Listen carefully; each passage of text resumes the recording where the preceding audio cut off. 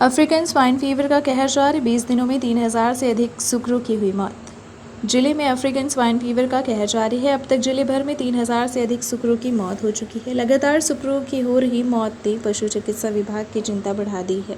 रीवा नगर निगम के 45 वार्ड में अब तक कुल 2400 से अधिक मौतें हो चुकी हैं, जबकि जिले भर की अगर बात करें तो आंकड़ा 3000 के पार जा चुका है। पशु चिकित्सा विभाग का कहना है कि अफ्रीकन स्वाइन फीवर शुकर में ही फैलता है। इस वायरस का खतरा मनुष्यों में नहीं हो सकता। हालांकि पशु चिकित्सा विभाग के द्वारा क्रय विक्रय करने पर पूरी तरह से रोक लगा दी गई है। पशु चिकित्सा विभाग ने धारा 144 के तहत ये रोक लगाई है।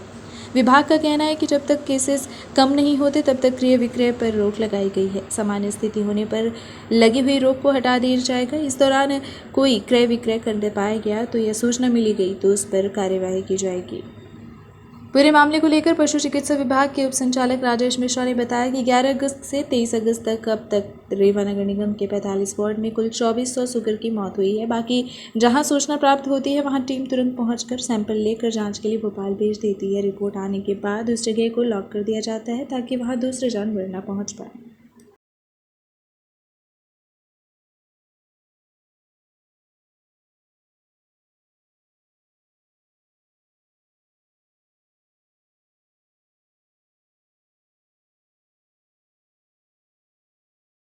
ये जैसा कि आपको विदित ही है, लगभग 11 तारीख से इसका उद्भेद शुरू हुआ था, जहाँ की हमारी जानकारी में जब आया, और 11 तारीख से लेके आज 30 तारीख के बीच में लगभग 2400 सुकरों की मृत्यु हो चुकी है विभिन्न वार्डों में।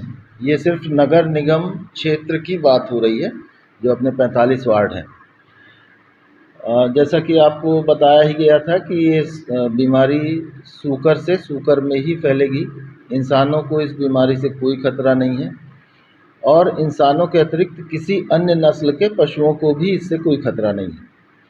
रही बात जो शुरू की थी, हमने वार्ड नंबर 15 में एपिक सेंटर घोषित किया था, क्योंकि उसके सैंपल गए थे सबसे पहले भोपाल, और जहाँ से पुष्टि हुई थी और भारत शासन की जो गाइडलाइन है उसके अनुरूप कार्रवाई की गई।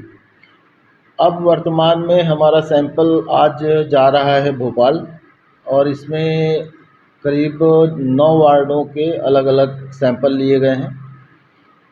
इसके अतिरिक्त बैकुंठपुर और गोविंदगढ़ के मड़वा, यहाँ भी मृत्यु की सूचना मिली थी, तो उनके भी सैंपल भोपाल जा रहे हैं। और जहाँ तक है 2 या 3 तारीख तक इसकी पुष्टि अगर आ जाती है, तो जिस प्रकार से हमने वार्ड नंबर 15 में कार्रवाई की, उसी ढंग से अन्य वार्डों में भी उसको कलिंग की कार्रवाई की जाएगी। स्वाइन फीवर की नहीं, फ्लू नहीं है ये, इससे बिल्कुल कंफ्यूज ना हो, और ना ही इसका पब्लिक को कंफ्यूज करने की आवश्यकता है, क्योंकि फ्लू इंसानों में भी हो सकता है। तो इसलिए ये स्वाइन फीवर है। स्वाइन फीवर सिर्फ स्वाइन में ही होगा, इंसानों में नहीं होगा।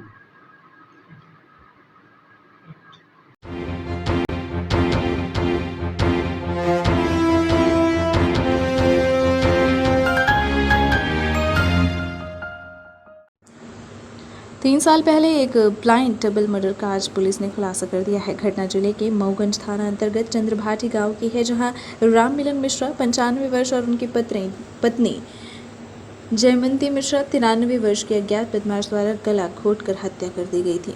पुलिस ने आरोपी को गिरफ्तार कर लिया है। रीवा पुलिस ने आज 24 फरवरी 2019 को हुई हत्या का खुलासा करते हुए आरोपी को गिरफ्तार कर लिया है। साथ ही चोरी गए 5 जोड़ी पायल भी जब्त कर लिए हैं। घटना जिले के मऊगंज के चक्रभाटी गांव की है, जहां के रहने वाले मृतक राम मिलन मिश्रा और उनकी पत्नी जयमंती मिश्रा का पड़ोस में रहने वाले युवक नूर मोहम्मद से जमीनी विवाद था, जिसके चलते उसने दोनों की हत्या कर दी। पुलिस ने बताया कि घटना के बाद से संदेही नूर मोहम्मद फरार था, जिसे 30 अगस्त 2022 को गिरफ्तार कर सख्ती से पूछताछ की गई, तो उसने गुनाह कबूल करते हुए बताया कि मृतक द्वारा ज़मीनी विवाद के चलते और आए दिन गाली गलौज करने के चलते रात में जीआई वायर के द्वारा दोनों की गला घोंटकर हत्या कर दी गई और शव को भूसे के नीचे छिपा दिया गया। मृतक के घर से 5 जोड़ी पाल और करीब 1200 रुपये लेकर वह फरार हो गया। पुलिस लगातार आरोपी की तलाश में जुटी रही और 30 अगस्त को उसे गिरफ्तार करने में सफलता मिली। फिलहाल पुलिस आरोपी से घटना के संबंध में पूछताछ में जुटी हुई है। 3 वर्ष तक ये कहाँ पे पड़ा था? अभी तो उसने अपनी स्टोरी बताई है, वो स्टोरी हमने पूरी नोट कर ली है। अब उस स्टोरी को तस्दीक कराने हमारी टीम एक बार जाएगी कि जहाँ ये बता रहा है वहाँ था भी कि नहीं। अभी प्रथम चरण में तो कभी कोई आरोपी एक बार बताता ही नहीं है कि हमने ऐसा किया था और क्यों किया था। जब उसको लगातार बैठ के इंटरोगेशन किया जाता है, उससे पूछताछ की जाती है और उसमें तथ्य ऐसे आते हैं जो उसके सामने बताया जाता है कि आपने ये गलत बताया है, तब वो धीरे धीरे अपनी बात पूरी आ पाती है निकल के। ठीक, थैंक यू। अभी तो उससे पायल वगैरह मिली हैं जो उस समय ले गया था। उसका कहना है कि 1200-1300 रुपये उनके पास थे और उनके बच्चों ने बताया कि इतना ही केवल राशि, बड़ी राशि कोई नहीं गई थी। तो राशि तो उसके पास अब खर्च हो गई है, परंतु जो पाजेब वगैरह उसके पास थी वो उसने रखी हुई थी। जिस भी कारण से उसको लगा हो कि बेचने पे कहीं पकड़ा ना जाऊँ या जो भी उसको लगा हो, तो वो जब्ती हुई अंदर। रीवा से सर कहाँ था? कहाँ से? एक रीवा में सर एक गुप्ता के यहाँ पे उसने गहन रखा हुआ। अच्छा, गहन रख के पैसे ले रखे थे। जी सर। ओके, 5,000 रुपये। तो फिर स्टेटमेंट चेंज किया। जैसा कि आप लोग जानते हैं, आरोपी एक बार में पूरी बात बताता नहीं है, तो इस प्रक्रिया में और पूछताछ की जाएगी और जो भी फैक्ट आएंगे आपको हम शेयर करेंगे। ठीक है। था तो हमको लगा कि ये हमारा सहयोग नहीं कर रहे हैं या हमारा सहयोग मतलब ज़मीन में हमको नहीं लाभ मिल पाएगा, तो इसलिए हम इनको हत्या कर दें तो शायद फ़ायदा मिल जाए। अब ये स्टोरी उसने बताई है, अब इसको भी तस्दीक करते हैं कि पड़ोस में ज़मीन है भी कि नहीं, कभी सीमांकन कराया है क्या, कभी किसी केस में मतलब कोर्ट में केस चला है क्या, देखते हैं उसको। कहाँ से पकड़ा गया ये आरोपी? कहाँ से पकड़ा गया? इसको पकड़ा मऊगंज से ही है। दोबारा जब इसका सूचना मिल रही थी कि बीच में कभी आता है, कुछ दिनों पूर्व भी इसकी सूचना मिली थी, तब हमारी टीमों ने इसको पूरा वॉच किया था जिससे कि ये कोई मिस्टेक ना हो। और पिछली बार से लगातार इसको वॉच करके हम लोग देख रहे थे। इस बार जब ये आया तो उसको राउंड अप करके पूछताछ शुरू की गई। ये 3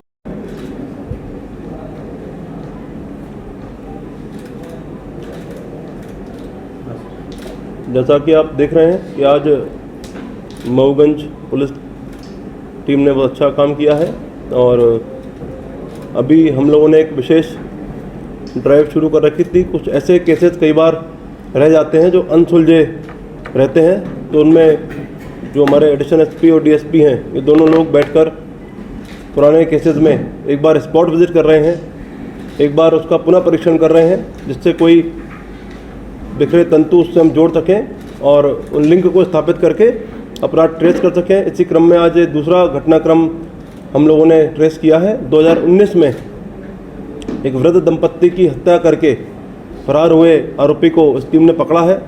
आरोपी का नाम नूर मोहम्मद है। इसने 95 वर्षीय वृद्ध और उनकी धर्मपत्नी की हत्या 2019 में की थी। तब से फरार था। बीच में पिछले 2-3 महीनों में हम लोगों ने लगातार इसका नया पता, एड्रेस और नया इसके ठिकाने पर प्रयास किए, तो अंत में टीम को सफलता मिली और इससे पूछताछ की गई। इसको अरेस्ट कर लिया गया है। अभी इन्वेस्टिगेशन हमारा प्रक्रिया में है और इसमें अभी और कोई व्यक्ति शामिल था या अन्य कोई पॉइंट आता है तो वो लोग हम आपको शेयर करेंगे।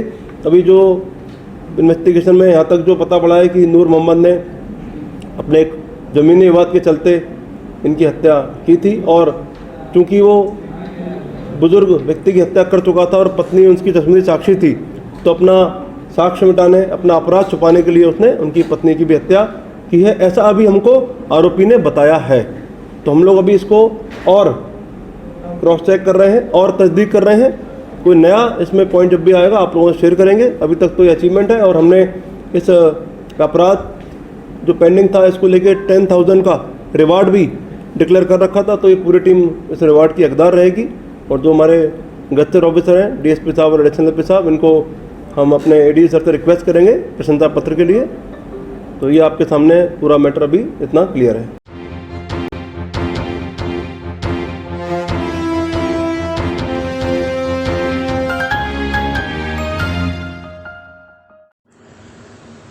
चोरी हुए सिद्धा मुक्तिधाम की फिर हुई तकनीकी जांच। जंगल के अवैध खखरी पत्थर से बने शांति धाम की जांच हुई है। भ्रष्टाचार का केंद्र बिंदु रही बहुचर्चित सिद्धा पंचायत का है मामला। कार्यपालन यंत्री ग्रामीण यंत्र की सेवा RL कोकोटे ने की है जांच। गंगेव सहायक यंत्री श्रीकांत द्विवेदी और उपयंत्री कुजूर भी रहे सम्मिलित। चोरी हुए अजीबोगरीब सिद्धा ग्राम पंचायत के मुक्तिधाम की तकनीकी जांच एक बार पुनः ग्रामीण यंत्र की सेवा के वरिष्ठ अधिकारियों की टीम के द्वारा की गई। मामला था गंगेव जनपद की सिद्धा ग्राम पंचायत में 14.95 लाख रुपए में बनाए गए सिद्धा शांतिधाम का। गौरतलब है कि यह वही मामला है जिसमें सिधा ग्राम पंचायत के आराजी नंबर 3 में बनाए गए शांति धाम को हिनौती पंचायत के गधे ग्राम के आराजी नंबर 47 और 74 में होना पाया गया था। इसके बाद मामला मीडिया में छाया रहा था। ग्रामीण यंत्र की सेवा के कार्यपालन यंत्री RL कोकोटे की टीम ने की है तकनीकी जांच। बता दें, मामले की तकनीकी जांच एक बार पुनः ग्रामीण यंत्र की सेवा संभाग रीवा के कार्यपालन यंत्री RL कोकोटे, गंगेव जनपद के सहायक यंत्री श्रीकांत द्विवेदी एवं उपयंत्री डोमिनिक कुजूर के द्वारा की गई है। जांच के दौरान 3 बिंदुओं की जांच को जमीन का कॉम्पैक्शन और सरफेस लेवल देखने के लिए कुदाल से खुदाई की गई। बगविल शांतिधाम और जिरौली में बने 2 अन्य शांतिधाम के लगभग 1 दर्जन जगह पर तकनीकी विशेषज्ञों की उपस्थिति में 2 से 2.5 फीट तक गहरी खुदाई की गई, जिसमें मिट्टी का स्तर और कॉम्पैक्शन देखा गया। देखने पर पाया गया कि जिस बगविल शांतिधाम की सरफेस बनाने के लिए मात्र लगभग 9 लाख रुपए मिट्टीकरण होना बताया गया था, वहां कोई मिट्टीकरण हुआ ही नहीं और मात्र लेवलर अथवा ट्रैक्टर दौड़ाकर सरफेस को समतल कर दिया गया। मुक्तिधाम की सतह को खोदकर हर स्तर पर जांच की गई। गौरतलब है कि यह जांच इसलिए महत्वपूर्ण है क्योंकि तकनीकी तौर पर कार्यपालन यंत्री SDO और उपयंत्री की उपस्थिति में मजदूर लगाकर कुदाल से कई जगह शांतिधाम और खेल मैदान की खोद कर जांच की गई। जांच के दौरान व्यापक अनियमितता प्रकाश में आई, जिसमें कई लाख रुपए की रिकवरी बनने का अनुमान है।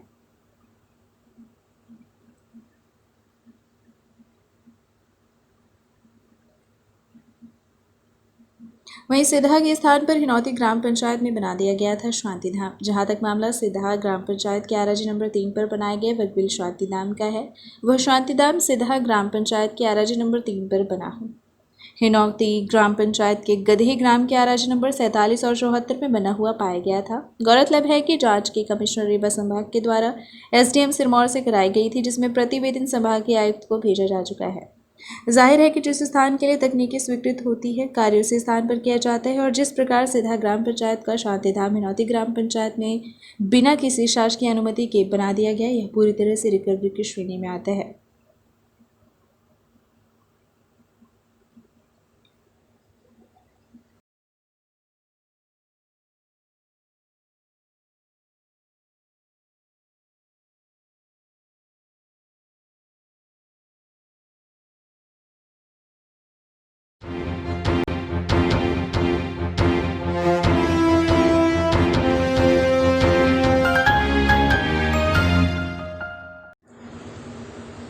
हिंदू उत्सव समिति द्वारा श्री गणेश उत्सव चल रहे समारोह के साथ गरबा महोत्सव का किया जाएगा भव्यपूर्ण आयोजन। 31 अगस्त भगवान गणपति की आराधना का पर्व श्री गणेश उत्सव विगत वर्ष की भांति इस वर्ष भी रीवा नगर के साथ संपूर्ण जिले में भव्यपूर्वक मनाया जाएगा। इसके लिए हिंदू उत्सव समिति धर्म परिवार सतत प्रयत्नशील है और इन हजारों श्री गणेश भक्तों तथा श्री गणेश उत्सव समितियों का हृदय से धन्यवाद ज्ञापित करता है, जो पूरी तमन्नता से निष्ठापूर्वक इस कार्य में लगे हुए हैं। हिंदू उत्सव समिति धर्म परिवार के संगठनात्मक विस्तार पर चर्चा करते हुए बताया गया कि प्रथम चरण में नगर के 45 वार्ड में वार्ड अध्यक्ष को नियुक्त किया जाएगा व द्वितीय चरण में तहसील और पंचायत स्तर के विस्तार किए जाएंगे। साथ ही महिला एवं युवा इकाइयों का भी गठन अतिशीघ्र किया जाएगा। पत्रकार वार्ता में आजीवन संरक्षक नारायण टिकवानी, एडवोकेट सुनील अग्रवाल, वरिष्ठ उपाध्यक्ष राम सखा यादव व अन्य लोग उपस्थित रहे। सवाल है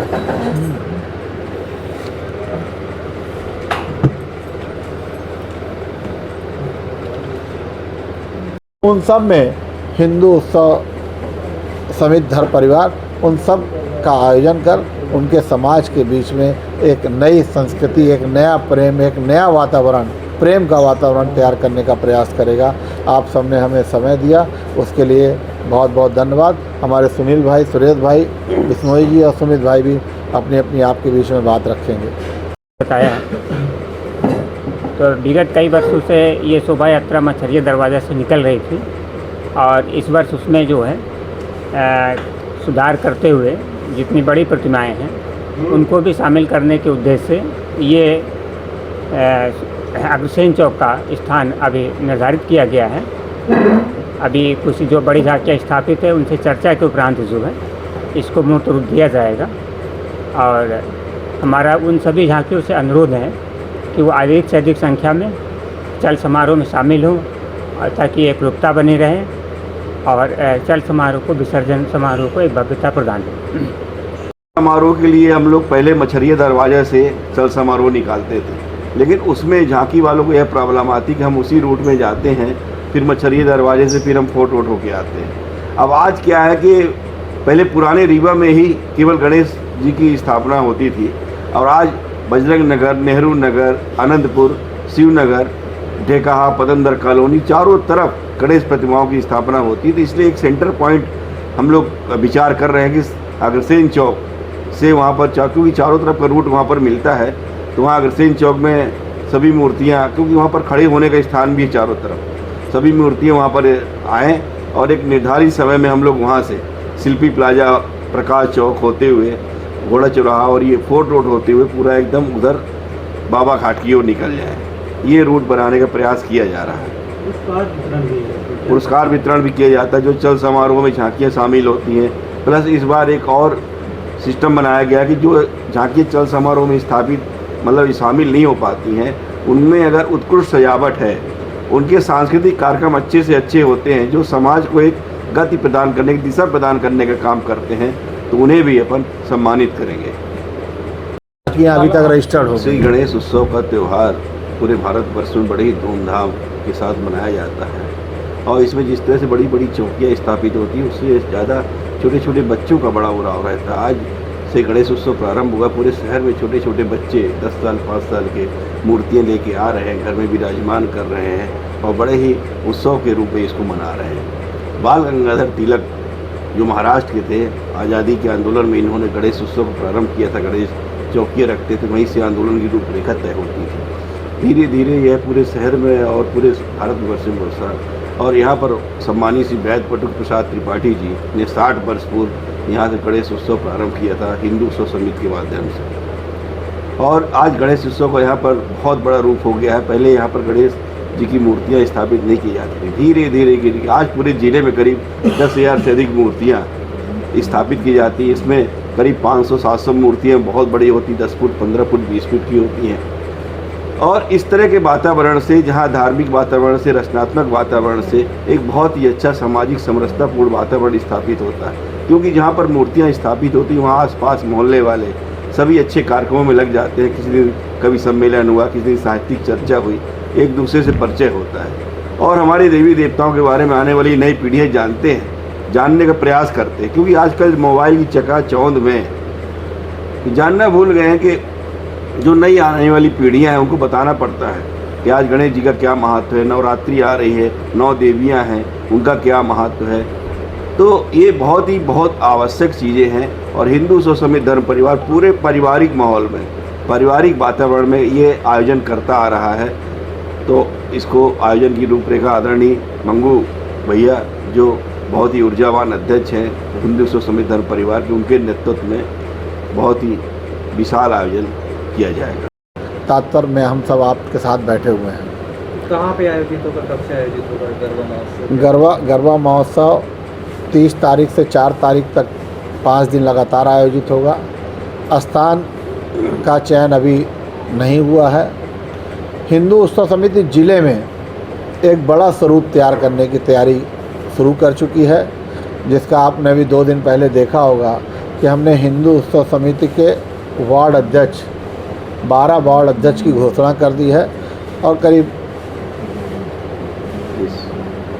और जो 30-32 वार्ड रह गए हैं उनकी घोषणा जल्द की जाएगी। इसके साथ ही जितनी नगर पंचायतें हैं, गुड़ नगर पंचायत, सिमरिया नगर पंचायत, नईगढ़, जितनी भी ज़िले के अंदर नगर पंचायतें हैं उसमें हिंदू उत्सव समिति के हमारे नगर पंचायत अध्यक्ष बनाए जाएंगे।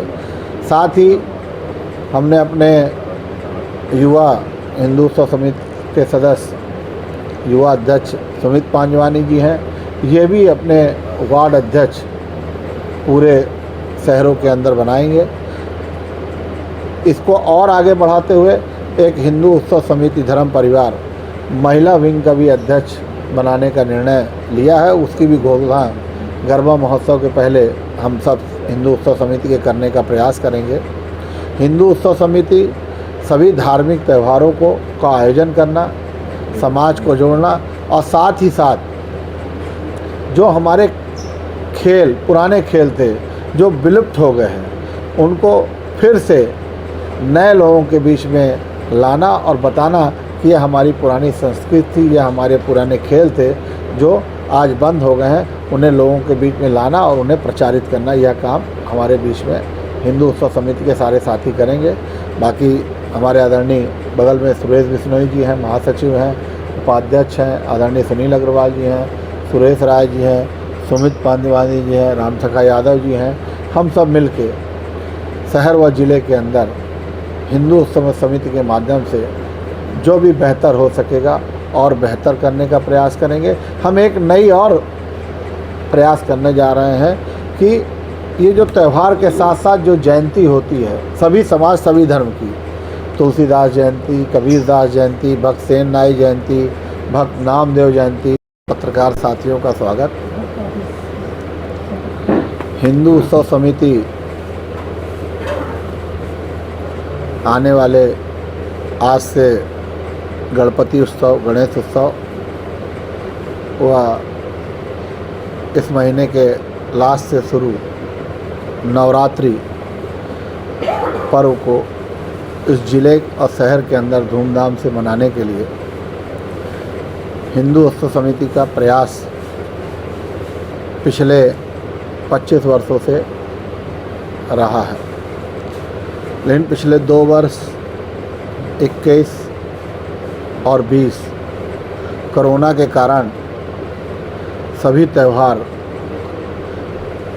आम जनमानस के फीके पड़ गए।